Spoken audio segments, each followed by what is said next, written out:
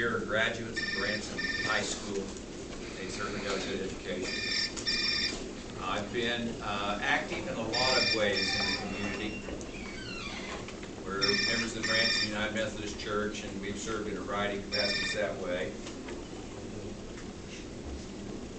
Those doggone cell phones. Yeah, forgot to turn it off before.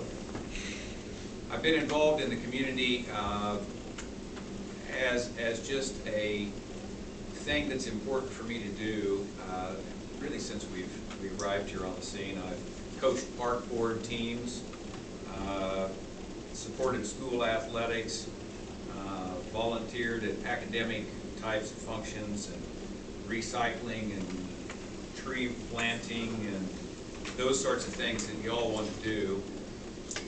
I've also been a prior councilman. I'm a recovering alderman, and I served 3 terms for Ward 3. So I know what it's like. I know what I'm going to get into, or Mark's going to get into, when we take the seat here in a few weeks. And I feel like that's an important bit of experience that I have over my opponent.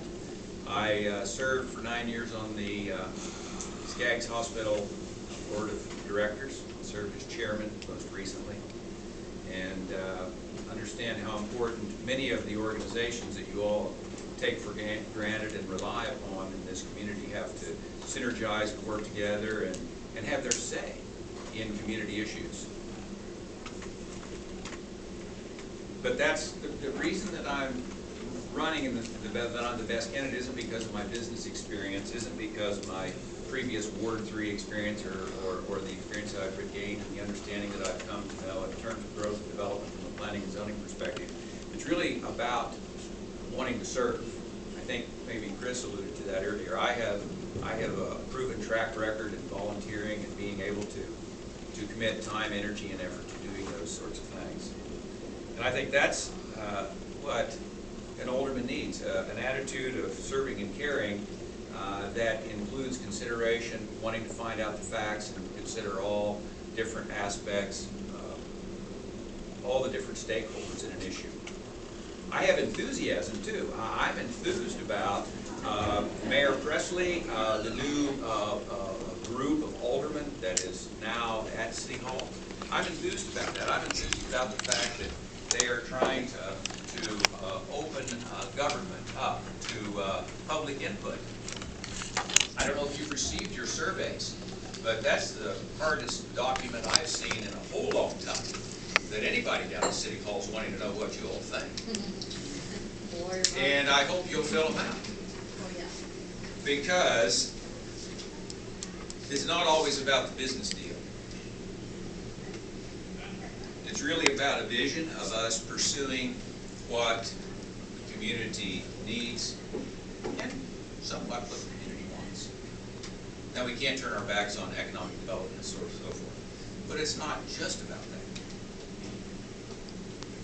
My vision for the community is a healthy community. I'm a healthcare worker. You know, I've surely come up with that word.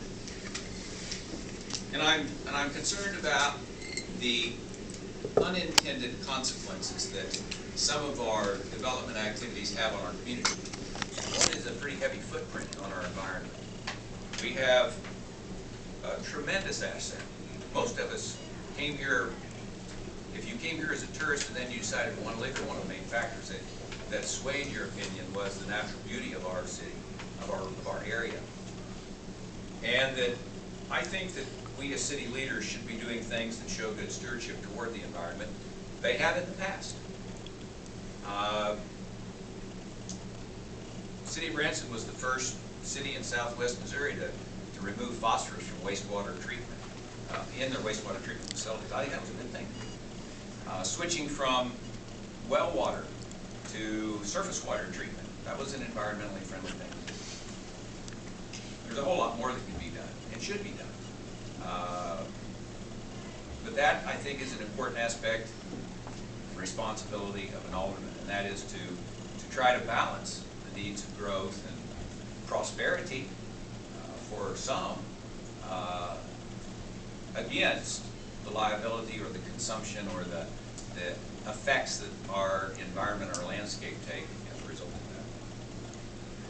one of the things that I'm particularly excited about is I think a healthy lifestyle in our community comes from having some infrastructure that encourages that.